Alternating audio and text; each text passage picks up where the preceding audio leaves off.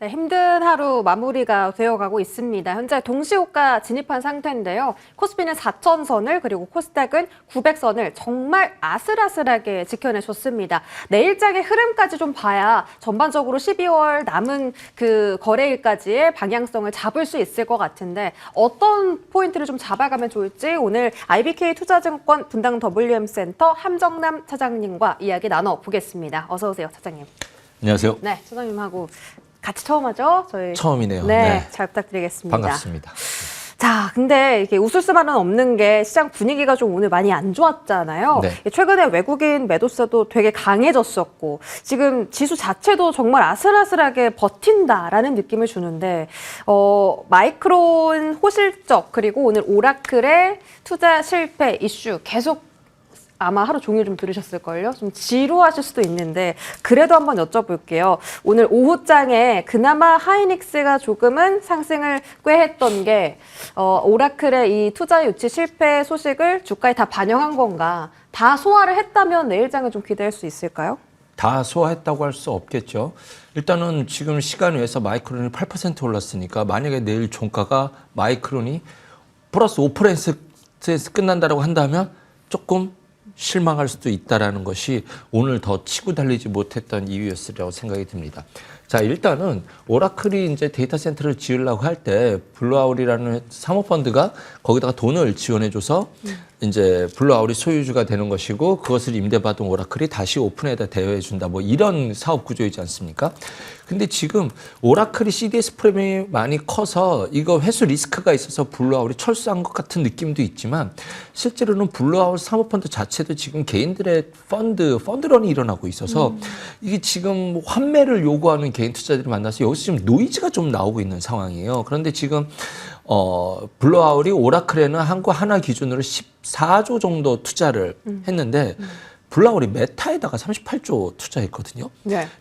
메타하고는 수익 구조가 8대 2라서 지금 이것이 거기까지도 확산될 수 있느냐라는 우려는 아직 알 수 없는 거죠. 안 그래도 AI 버블과 관련돼서 불편한 이야기들이 나오고 있는데 지금 여기서 아이쿠야 또 이런 또 하나의 우려가 시장에 던져진 건 틀림없습니다. 그럼 자체적으로 이것만을 해결하기 위해서는 일단은 오라클이 다른 대안처를 찾고 있다고 하잖아요. 네. 그 말이 맞다면 이게 1차적으로 빨리 다른 투자처가 블루아울을 대체할 수 있는 누군가가 다시 오라클에 투자를 한다고 한다면 시장에서 이 노이즈를 지울 수 있겠죠.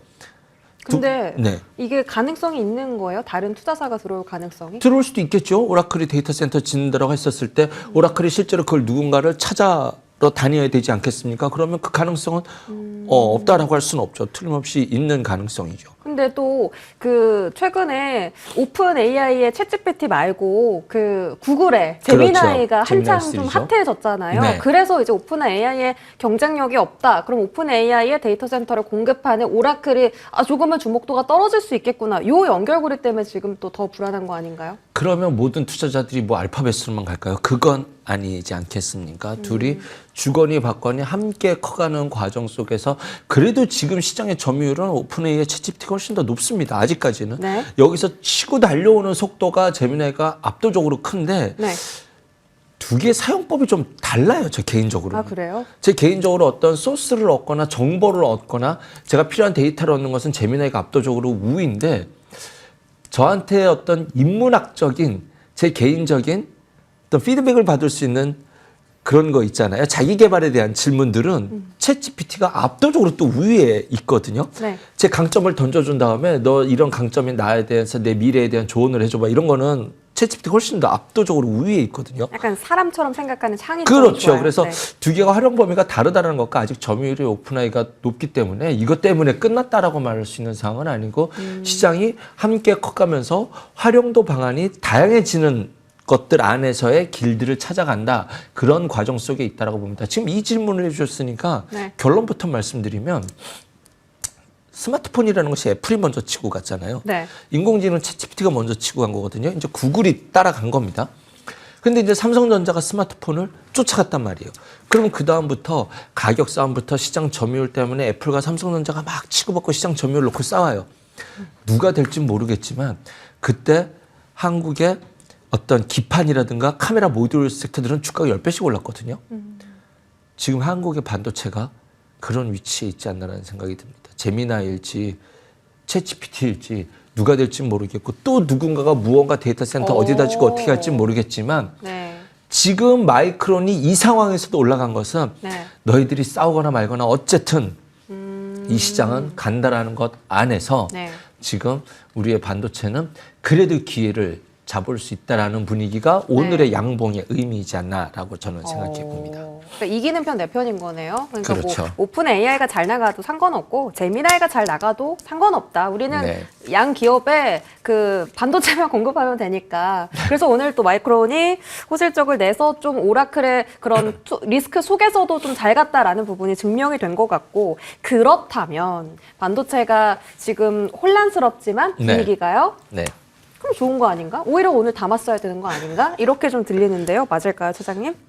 오늘 담는다라는 것도 뭐 방법 중에 하나였을지도 모른다는 생각이 듭니다. 그런데 지금 코스피 지수를 봤었을 때 제가 생각하는 제 체감은 생각보다 굉장히 셉니다. 어떤 게 있어요? 지수 자체가 뭐 주변 국가 증시라든가 미국의 나스닥 지수를 봤었을 때 한국 이 정도면 견조한데, 그리고 코스닥이라는 순환매 사이클이란 어떤 이런 의미를 봤었을 때 꼭 반도체가 안 가더라도 다른 데서 지금의 계좌를 지켜낼 수 있는 또는 그 이상의 수익을 낼 수 있는 기회들이 계속 오고 있다라는 느낌은 지울 수가 없습니다. 그런 관점에서 이제 이런 거 물어보고 싶으신 것 같아요. 반도체가 언제 주도가 될 것이냐. 그러면 미국에서 나스닥 주도가 언제, 다시 한번 빅테크들 주도, 또는 새로운 대장이 된 AI 슈퍼사이클을 입증할 수 있는 누군가가 나타나야 되는데 그것이 언제쯤 될 것이냐라는 질문처럼 느껴지는데, 시장이 여기까지 왔었을 때는 두 개의 힘이 있었습니다.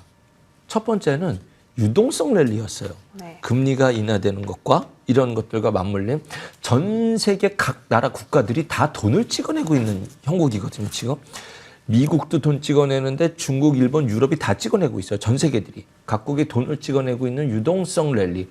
또 한 축은 그 중심에 미국의 빅테크들을 중심으로 한 AI 슈퍼사이클이라는 이 두 가지 키워드가 있었는데, 지금은 이 두 가지 키워드가 둘 다 균열이 왔죠. 뭐 암호화폐도 그렇고 지금 꺾인 지 좀 됐죠. 그리고 시장도 지수가 치고 달리기에는 내년에 금리 전망도 그렇고 양적 완화를 하면서도 QE는 아니라고 하는 이상한 연준의 스탠스 때문에 네. 도대체 유동성이 다시 우리가 공급받는 거 맞아? 시장이 다시 M2 증가율이 늘어나는 거 맞아라는 어떤 확신의 트리거가 하나는 필요하지 않을까라는 생각이 듭니다. 그것이 어떤 면에서는 연준의 진짜 양적 완화 시작이 될지도 모르고, 또 하나는 캐비넷 셋을 밀어붙이면서 다소 억지스럽지는 모르지만 그 어떤 금리를 인하하는 방향의 어떤 뚜렷한 시그널, 이런 어떤 유동성 공급이 되어진다라는 그러한 시그널이 포착될 때 다시 한번 우리 칩 반도체 투톱은 랠리를 보여줄 수 있지 않을까라는 생각이 들고, 그렇게 된다고 한다면 그때부터 나오는 AI에 관련된 긍정적인 이야기들은 다시 한번 우려보단 확신이 더 높은 뉴스들로 우리에게 다가오지 않을까라는 생각이 듭니다. 그래서 그러니까, 물어보세요. 네. 아니 말씀하셔도 네. 됩니다. 첫 번째는 유동성 환경이 좀 열려야 된다라는 것이고요. 그때 되면 우리도 좋아질 것인데, 그 다음에 함께 봐야 될 것이 좀 소부장일 것 같아요. 소부장과 관련돼서는 내년 1월에 발표될 뭐 엔비디아와 삼성전자의 실적, 특히 그 엔비디아의 실적에서 좀 반전의 트리거를 만들어내려고 하지 않을까, 네. 좀 의미가 있는 실적 발표가 되지 않을까, 그리고 가이던스에 대해서 시장은 굉장히 예의주시하게 되지 않을까라는 생각을 가져보고요. 엔비디아는 계속 조정을 줘서 지금은 오히려 밸류에이션 상으로 알파벳이나 다른 종목 대비해서는 부담이 없는 위치에까지 좀 조정을 주었기 때문에 상대적으로 부담이 없다는 뜻입니다. 그때 이제 2026년도, 2027년도 어떤 캐펙스 투자에 대한 가이던스가 나올 때 소부장도 함께 움직일 수 있는지에 대해서는 좀 안테나를 세워놓고 그때 때에 맞는 타이밍을 지켜볼 필요가 있을 것이다 라고 준비하고 있습니다.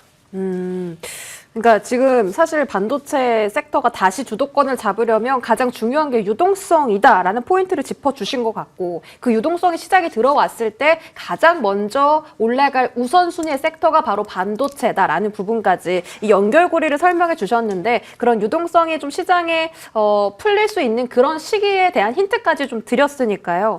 그 부분을 잘 이제 팔로우업을 해보셔야겠죠. 자, 세 번째 지금 이슈가 사실 그 BOJ의 금리 인상 이슈예요. 이제 BOJ의 금리 인상 결정을 앞두고 조심스러운 그냥 눈치 보기 장세가 펼쳐지는 것도 있어요. 만약에 이제 일본이 앞으로 계속 이 금리 인상을 이렇게 큰 폭으로 단행을 한다면 네. 자본시장에 좀 많은 재편이 일어날 것 같은데, 그러면 우리 증시 분위기는 좀 어떻게 될까? 좀 해석이 필요할 것 같아요. 글로벌 시장으로 뿜어낸 엔화의 네. 무제한적인 화폐의 살포는 실질적으로 유동성 랠리에 굉장히 큰 기반이 됐었던 핵심 역할을 했었어 왔는데요. 금리를 인상한다. 그리고 아이러니하게도 금리를 2번 올릴 때 계속 증시 충격파가 있었어요. 한 번은 이제 그 어떤 헤지펀드 쪽에서 있었던 그 선물 쪽 트레이딩으로 인해서 지수 급락이 한 번 있었고, 두 번째는 트럼프 대통령의 관세와 맞물리면서 한 번 또 날벼락이 있었죠. 이번에도 이거 이제 여기까지 올라가면은 인캐리 트레이딩 자금 이제 또 청산되는 거 아니야라는 시장의 우려가 있는데, 저는 이 부분에 대해서는 시장의 어떤 특히 금리의 방향성엔 특히 그렇습니다. 금리가 어떠한 방향을 가다가 이 방향을 바꾸려 할 때, 즉 지난번 작년에 올렸었던 첫 번째 금리 인상은 오랫동안 동결해서 첫 번째로 방향을 틀렸던 가장 큰 에너지가 필요했었던 시기에 어떤 그 선물옵션 시장의 균열을 이용한 트레이더 자금의 어떤 공격이었지 않습니까? 네. 그래서 지금은 이미 시장에서 알고 있어요. 그리고 지금 일본 10년물 국채 금리가 1.97까지 올라와 있거든요. 충분히 상당 부분이 이거 굉장히 가파르게 올라온 겁니다. 상당 부분 반영이 되었다라는 점, 그리고 지금 내년에 상반기 한 번 더 올릴 수 있다 한다는 것도 시장에서는 이미 눈치채고 있습니다만, 지금 일본의 새 총리님께서 21조 엔을 뿜어서 경기를 부양한다라고 했잖아요. 이 두 개는 양립할 수 없거든요. 네. 나는 여기서 빚을 찍어갖고 경기를 부양하려고 하는데 금리를 올려버리면 이 재정 적자와 이자 부담을 감당해낼 수 없기에 시장에서는 이번에 한번 올린다 하더라도 내년 상반기에도 올릴 수 있다는 언급을 한다 하더라도 거기가 끝일 거야 라고 하는 이제 이러한 심리가 오히려 이제 시장에는 좀, 네. 좀 재료 소멸로서 될 수 있는 그러한 가능성도 있다. 맞다 틀리다라고 환율이라는 것은 전망 자체가 불가능하기 때문에. 어렵죠. 근데 굉장히 공포스러운 유튜브들이 많이 있어가지고 그거보다는 저는 오히려 일본의 엔화보다는 미국 10년물 국채 금리를 전 더 굉장히 예의주시해서 보고 있거든요. 양적 완화를 했던 어쨌든지 간에 지금 시장의 유동성 환경에 대해서 방향을 나타내는, 단기물은 국채를 사고 있기 때문에, 매입하고 있기 때문에 우리가 확인할 수 없지만 10년물 국채 금리의 수익률이 이제 지금 시장에 대해서 금리를 인하할 수 있다라던가 또는 돈을 풀 수 있다라는 것에 대해서 그 심리가 투영된 것은 오히려 10년물로 보고 있기 때문에 일단은 아직까지는 우선순위는 미국으로 보고 있지만, 그래도 또 내일 눈 크게 뜨고 봐야겠죠. 일단은 그것 네. 때문에 환율이 어떻게 움직여지는지에 대해서는 매우 눈 크게 뜨고 봐야 될 이벤트인 건 맞습니다. 일본 정부랑 지금 그 통화 기관이랑 약간 조금 다른 길을 걸어가려고 하네요. 네. 내년 전망이. 그래서 오히려 이 금리에 대한 상단이 정해져 있을 수 있다라는 포인트를 정확하게 짚어주셨고 지켜봐야겠죠. 내일 이슈 한번 집중해 보세요. 자, 주도주가 부재한 정말 중소형주 탄력적인 그런 순환매 시장이 돌고 있어요. 다음 주도권은 어떤 섹터가 잡을까? 다양한 섹터군들이 있죠. 뭐 기존 주도주인 반도체, 조선방산부터 해서 최근에 강했던 바이오, 그리고 로봇주들도 있고요.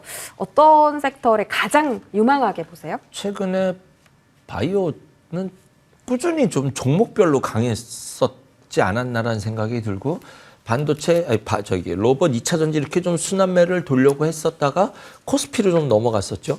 그래서 이제 철저하게 못 간 게 반도체 소부장으로 저는 느껴집니다. 그래서 오늘 같은 날은 오히려 역으로 반도체 소부장이 좀 오를 수 있지 않을까 했는데, 철저하게 주도 타이밍으로 나의 타이밍이 올 때까지는 꿈쩍도 안 하고 있는 느낌입니다. 그러면 시장은 반대로 이런 준비를 해야겠죠. 나중에 소부장이 움직일 땐 그쪽으로 집중될 수 있을 가능성도 열어두고 그 시그널이 언제 뜨는지는 그때 가서 좀 포착을 해봐야겠지만 일단 오늘의 반등 타이밍 속도가 시장에서는 여전히 기대를 버리고 있지 않은 것이 코스닥 부양책입니다. 정부에서 코스닥 부양책을 밀 수 있기 때문에 그런데 그 안에서 2차 전지는 악재가 나와버려서 LG에너지솔루션과 관련돼서 이제 10조 규모의 계약 해지가 나왔기 때문에 이 자리에서 달려가기는 조금 쉽지 않은 테마가 될 수밖에 없었다라는 점. 그런 관점에서 오늘 로봇이 한번 치고 달려다가 이제 바이오가 좀 이렇게 좀 자기의 차례를 지켜나가고 있는 모습이 보이는데 바이오도 종목별 차별화가 좀 크긴 해요. 심하죠. 네, 심해서 바이오가 이렇다라고 말씀드리기에는 이젠 조금 애매한 시장이 되었다라는 점. 그나마 알테오젠이 이제는 하락 브레이크가 잡히는 모습이 떴다는 것은 조금 위안 삼을 수 있다라는 점을 지켜놓고 봤었을 때 이제는 좀 종목이 좀 소형주 단으로 확산되는 모양이에요. 그래서 조금 테마화된 좀 그리고 소형주 단, 개별주 단에서 움직이는 모습이 나타나고 있기에 그런 종목들을 좀 눈여겨봐야 되지 않을까. 오늘 아침에 딱 했었을 때 바이오가 먼저 움직이네 했었을 때 눈에 띄었었던 종목들입니다. 오가노이드라든가 로키테스, 오름 테라피틱스 등이 아침에 가장 먼저 역시 바이오 개별 종목들이 먼저 움직이는구나라고 느꼈고 로봇이 바로 쫓아가려다가 조금 아쉬운 종가를 만들어내고 있는 것 같습니다. 그래서 하지만 뭐 테마의 순환매로서 지금은 눈치 게임을 하고 있는 장이고요. 소형주 단에서 조금 아예 별개로 눈에 띄는 종목이 있다라고 한다면 세크라는 종목, 그냥 무작위하게 테마 말고 종목 말씀드려도 되나요? 당연하죠. 말씀해 주세요. 워낙 소형주라서 이럴 때 아니면 말씀드리기 어려운데 세크라는 종목이 반도체 엑스레이 시스템 장비거든요. 그래서 불량 장비 이런 거 검사하는 기업이다라고 보시면 될 것 같습니다. 두 번째는 TYM인데 TYM이라는 것은 농기계, 자율주행 농기계 관련주예요. 그래서 이게 이제 대표적으로 이제 우크라이나 재건주인데요. 실질적으로 우크라이나가 아니더라도 농기계가 앞으로 재건이 아니라 이런 산업에서 굉장히 중요하거든요. 그런데 그 부분에서 꼭 우크라이나가 아니더라도 필리핀이라든가 다른 나라들과 중동 국가들과 잘 교육을 잘 해나가고 있는 그림이 이건 꼭 재건이 아니더라도 마위에이를 잘 가고 있다는 생각이 들고 특수건설이라는 소형주도 오늘도 아침에 VI 들어가더니 뭐 다시 원위치 됐는데 중소형 건설주단에서 눈에 띈다 정도 말씀드리겠습니다. 네, 자 오늘 장에 대한 힌트 그리고 종목에 대한 힌트 잘 얻었습니다. 내일 장도 다시 점검해 드릴게요. 저희 여기서 함께 인사드리겠습니다. 마감 성공 전략 마감 2부 여기서 마치고요. 내일 다시 돌아올게요. 고맙습니다.